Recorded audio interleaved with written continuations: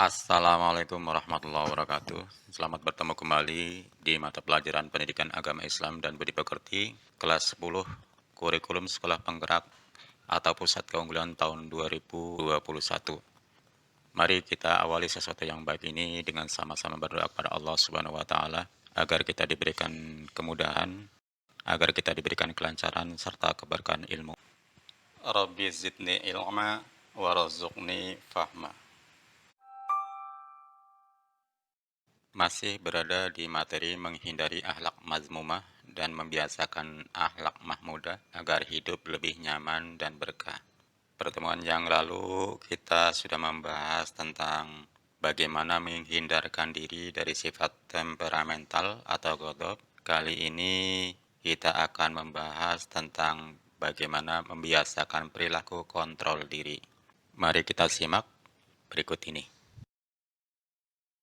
Sebelum kita membiasakan perilaku kontrol diri, alangkah baiknya kita ketahui dulu definisi kontrol diri atau pengertian dari kontrol diri itu sendiri. Kontrol diri dalam Islam disebut dengan mujahadah an-nafs. Secara bahasa, mujahadah an-nafs terdiri dari dua kata, yaitu mujahadah yang berarti bersungguh-sungguh dan an-nafs yang berarti jiwa, nafsu atau diri. Sehingga pengertian dari mujahadah an-nafs atau kontrol diri adalah upaya sungguh-sungguh untuk mengendalikan diri atau menahan nafsu yang melanggar hukum-hukum Allah Subhanahu wa taala. Lawan kata dari mujahadah an-nafs adalah ittiba al-hawa atau mengikuti hawa nafsu. Kontrol diri identik dengan kemampuan untuk menyusun, membimbing, mengatur, dan mengarahkan perilaku seseorang menjadi lebih positif. Kontrol diri juga berperan untuk menahan tingkah laku yang dapat merugikan diri sendiri dan orang lain. Karena orang yang memiliki kontrol diri yang baik cenderung akan patuh dan mengikuti peraturan yang ada dimanapun ia berada, serta mampu menekan atau menahan tingkah laku yang bersifat impulsif atau sekendak hatinya. Kontrol diri akan membuat seseorang mampu menahan reaksi yang bersifat negatif terhadap sesuatu dan mengarahkannya menjadi reaksi yang lebih positif. Semakin tinggi kemampuan kontrol diri seseorang, maka akan semakin rendah tingkat agresivitasnya terhadap sesuatu, dan begitu pun sebaliknya.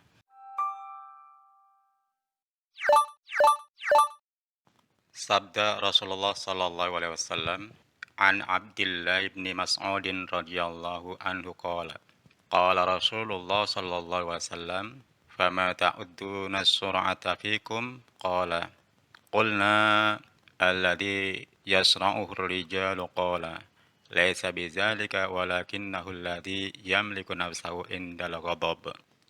Rawahu Muslim. Yang artinya dari Abdullah bin Mas'ud radhiyallahu an berkata, Rasulullah sallallahu alaihi wasallam bersabda, apakah yang kamu sebut dengan orang yang perkasa di antara kamu? Jawab kami, orang yang mampu merobohkan lawan. Jawab Nabi, bukan itu orang yang perkasa, melainkan seseorang yang mampu menguasai dirinya pada saat ia marah. Hadis riwayat Muslim. Yang kedua adalah implementasi sikap kontrol diri dalam kehidupan. Sebagai makhluk sosial, interaksi antara satu individu dengan individu yang lain tentu saja akan berjalan baik apabila dilandasi dengan nilai-nilai dan ajaran Islam. Sehingga dalam relasi sosial antara satu individu dengan individu yang lain, seorang mukmin harus senantiasa mampu mengembangkan sikap kontrol diri agar senantiasa tercipta suasana yang nyaman, aman, saling menghormati, dan menghargai satu sama lain. Cara untuk menerapkan dan mengimplementasikan sikap kontrol diri dalam kehidupan sehari-hari diantaranya memikirkan resiko dan akibat dari setiap perbuatan. Seorang mukmin yang baik akan senantiasa berpikir dan mempertimbangkan akhir dari setiap perbuatannya. Yang kedua, dengan bersabar dan tidak tergesa-gesa dalam mengambil keputusan. Penerapan sikap kontrol diri dalam kehidupan sehari-hari dapat dilakukan dengan cara bersabar dan tidak tergesa-gesa dalam mengambil keputusan. Gesa-gesa adalah salah satu sifat setan, karena merupakan sifat gegabah, kurang berpikir, dan hati-hati dalam bertindak. Ketiga, dengan memperbanyak zikir kepada Allah Subhanahu wa Ta'ala. Salah satu amalan yang dianjurkan untuk dilakukan setiap musim secara rutin adalah memperbanyak zikir untuk mengingat Allah Subhanahu wa Ta'ala. Yang keempat, berdoa memohon perlindungan kepada Allah Subhanahu wa Ta'ala. Salah satu implementasi dari sikap kontrol diri bagi seorang mukmin adalah dengan berdoa, memohon kesabaran, ketabahan, dan kekuatan kepada Allah Subhanahu wa Ta'ala supaya senantiasa sanggup menerima dan menghadapi cobaan sesuai dengan kadar kekuatan dengan cara-cara yang dibenarkan oleh syariat. Yang ketiga, pentingnya sikap kontrol diri dalam kehidupan. Kontrol diri merupakan sikap, tindakan, atau perilaku seseorang, baik direncanakan maupun spontan, untuk mematuhi norma atau aturan yang berlaku di masyarakat. Mengendalikan diri termasuk salah satu aspek yang sangat penting dalam mengelola kecerdasan emosi. Hal ini merupakan sesuatu yang perlu terus dilatih dan dibiasakan, mengingat musuh terbesar manusia bukanlah hal-hal yang terletak di luar dirinya, namun musuh terbesar manusia adalah nafsu dalam dirinya sendiri. Kontrol diri mutlak diperlukan dalam membangun harmonisasi dan kehidupan sosial. Kontrol diri akan menuntun manusia untuk lebih bijaksana, menempatkan seseorang pada posisi yang layak dihormati, dan menjauhi tindakan-tindakan agresif yang dapat merugikan diri sendiri dan orang lain. Pentingnya sikap kontrol diri dalam kehidupan, yang pertama adalah menjaga kehormatan diri. Kemudian yang kedua, terhindar dari perilaku yang dapat merugikan orang lain. Dan yang ketiga adalah menyelesaikan segala persoalan dengan pikiran yang jernih. Serta yang keempat, menjadi inspirasi dan teladan bagi orang lain.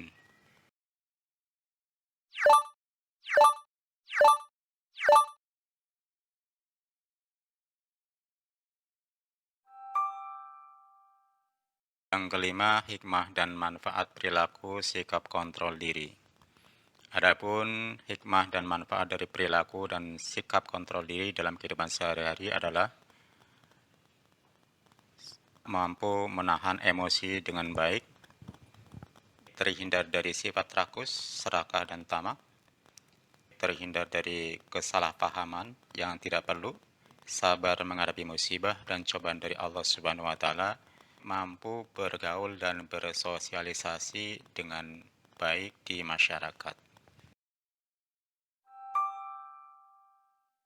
Sabda Rasulullah sallallahu alaihi wasallam, an Abi Hurairah radhiyallahu anhu sami'a Rasulullah sallallahu alaihi wasallam yaqul, innal 'abda la yatakallamu bil kalimati ma yatabayyana fiha yazilu biha fin nari ab'ada mimma bainal masyriq.